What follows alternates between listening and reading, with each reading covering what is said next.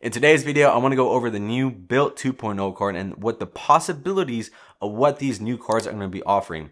Now, I say possibilities because this is actually still rumors at the current state. And by the time you watch this video, which is going to be on a Monday, we will get the final set in stone product on Wednesday, which is January 14th. But in this video, I do want to compare the original card of the Bilt Mastercard and what the changes are going to be in the Bilt 2.0. Again, I do want to state that these are specifically rumors, so whatever is posted on this video, they may be the same, or they actually may be little minor tweaks when it's fully announced. Now, as far as why a lot of people like the Bilt Mastercard is simply because of the fact it was one of its kind during its time. And why I say that is because it's the only card that allows you to collect rent and convert it into points on a specific credit card. Now, with Bilt, it really stood out because if you don't already know, if you live in an apartment or if you have a landlord and you pay through a payment processing system and you put a credit card, there's usually a 3% transaction fee.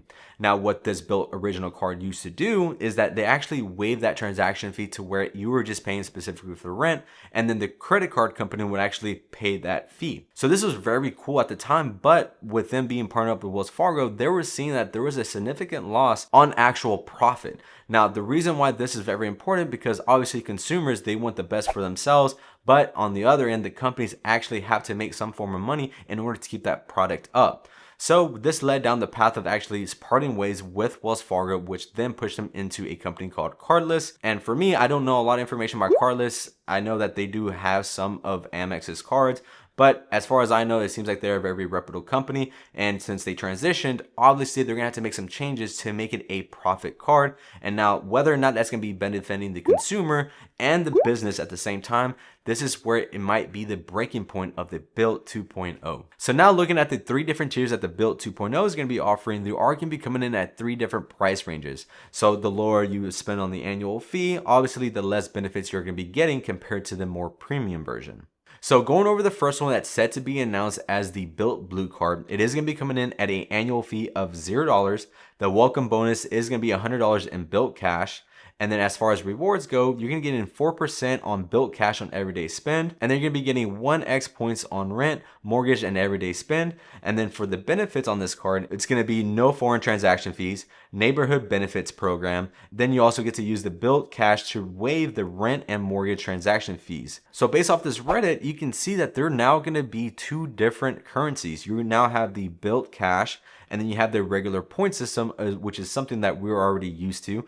But this is where Bilt used to shine, right? They used to actually waive that transaction fee, but now that cost is going to be coming at how frequent you're going to be using the credit card in order to outweigh that transaction fee when you process the card, when you're doing a rent or a even mortgage. And I will actually write down some specific numbers later in the video because I do want to break down these other cards first, and then I'll write down like how the math works and what the actual amount you're going to be needing in order to outweigh that transaction fee if this is set in stone on Wednesday. So hopping over, this is going to be the second tier card, which is the Bilt Obsidian card. The Bilt Obsidian card is going to be coming in at an annual fee of $95. You do have a welcome bonus of $200 on Bilt Cash. And as far as rewards go on this card, you're going to be getting the 4% Bilt Cash on everyday spend. This one, you're going to be getting a 3x points on dining or grocery, choice of one. Groceries up to $25K per year. And then you get 2x points on travel. And then you get 1 points on rent, mortgage, and everyday spend. Now, as far as the benefits on this card, you're going to be getting $100 on Bilt Travel Hotel credit, which is going to be divided in $50 every 6 months. Then you also get cellular protection. And then you're also going to be getting the usual use Bilt Cash to waive rent and mortgage transaction fees. So for this specific card, it seems like it's going to be trying to compete with the Amex Gold or the Capital and Saver. Now, the fact that this card is going to be coming in at an annual fee in order to get points on groceries, this one is actually very cheap compared to the high annual fee of the Amex Gold, but it's still a little bit higher compared to the one with the Capital and Saver. So depending on how you actually manage your cards, you may already have the Capital and Saver, and you're not going to be willing to pay $95 to get the same percentage that you will get with Capital One. But if you're on the other side of the coin and you have the American Express Gold card, and to actually lose that 1x from the Amex Gold from the high annual fee, you can actually go ahead and just pay a $95 annual fee and just get 3x rather than 4. Now hopping over to the last card, which is going to be the Bilt Palladium card. The annual fee on this one is going to be $4.95. And then as far as the welcome bonus, you're going to get 50,000 Bilt points plus gold status after spending $4,000 in the first 3 months. and they're going to be getting $300 on Bilt Cash. Now, as far as rewards go, you're going to be getting 4% Bilt Cash on everyday spend, which is something you already saw in the previous two cards. And then you got the 2x points on everyday spend. And then you got the 1x points on rent and mortgage. As far as the benefits for this card now, is going to be $400 on Bilt Travel Hotel Credit, which is going to be $200 every 6 months. And then you get the $200 Bilt Cash annually. And then you get a priority pass, which is something that's really expected from any high premium card. Then you're obviously going to be getting the Bilt Cash to waive rent and mortgage transaction fees. So after breaking down the 3 tiers of these specific cards, and do keep in mind that these are still up in the air on whether or not they're going to be set in stone. So we still have it until Wednesday. But based off the Reddit post, we're going to be breaking down the numbers of what you actually have to spend in order to outweigh that annual fee based on your rent or mortgage. So I'm actually going to show you guys what it's going to be looking like with actual numbers. So now let's say if you have a mortgage of $2,000. So $2,000 times 3% is going to equal to be $60. Now, the reason why I'm using 3% because this is something that's very common to use in a actual transaction fee or the transaction rate for when you use a credit card. Now, depending on what the mortgage states, this may actually fluctuate to a higher percentage, but I'm just going to be using the standard 3%. And if you plan on using a mortgages, just make sure you know what that rate is, because based off that rate, you may have to do a higher spend per billing cycle to outweigh it. So now that we have the $60 here, what it's going to actually break down to is 60. You're going to divide that by 4%. So we are dividing it by 4% because that is what our actual rate is when we use this card with Bilt Cash. So now what that number is going to come out to be is going to be 1,500. So that specific number is the actual amount you have to spend per billing cycle to outweigh that annual fee. That is if you have a $2,000 bill. And this is where it can possibly be the downfall of Bilt, because usually in today's market, the mortgage or even rent payment is a lot higher. So even with the $2,000, that is playing it safe. So let's say if we bump it up to $3,500 if you have that kind of payment. Hey guys, this is Post Editing Andy here, and I realized I actually made a big mistake on my multiplication. It was a minor slip up on the calculator, so I ended up doing 3,500 times 4%, which is actually incorrect.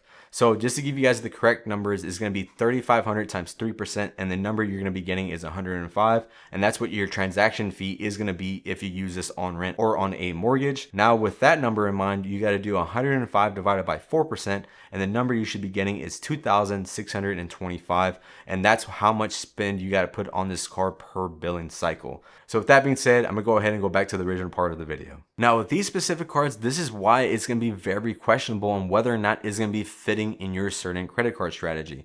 Now this is something that I did not expect, and in my previous video that I made in my 2026 strategy, this Bilt card was really on my platform to where I wanted to get into it so I can start gaining points on mortgages. But if Bilt goes this specific route, then my strategy is going to have to change, because I don't want to spend so much money on one specific card and only get 1x when I have other cards in play that can give me higher multipliers in specific categories. But something that was very interesting is that an employee from Bilt actually stated that there is going to be no transaction fees on rent or mortgages. Now, I believe that actual employee that actually posted this is actually the vice president of Bilt.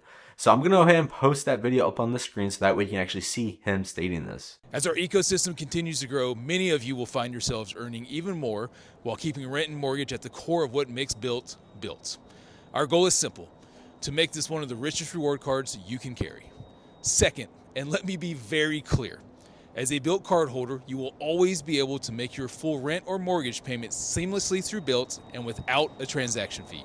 That is not changing. Now, based off what he said, I'm really hoping that this is true. And again, we have to see what's going to be expected on January 14th, which is going to be on Wednesday. And if they do go down the path of actually charging the transaction fee and start including like something like the 3% Bilt Cash, I think this is going to be a huge downfall for the company. And I think a lot of people are going to be moving away from them if that's going to be the case. Let me know in the comments below on whether or not you guys are still going to be adding this card to your credit card strategy. But based off the looks of it, if whatever is on Reddit is still going to be true, then I'm probably not going to be applying for this card. Now, if what the employee from Bilt states is true, that they're not going to be charging any transaction fees, I feel like there is going to be some form of backlash. And how I'm thinking of it, and this is again what I think personally will possibly happen, is that my goal is to get the $0 annual fee card. And if they do the no transaction fee, then I feel like the reward rate is going to be at 0.5 for rent and mortgages. But that's just me. So I don't know if that's going to be true. Again, as a consumer, we have to expect the backlash when there's going to be a major change. So we have yet to see what's going to be going. So hopefully by Wednesday, we'll get that final answer, and I hope it's something good for us as a regular consumer. So I'm going to go ahead and leave this video at that. And as always, let's try to keep things simple, and I'll see you on the next one.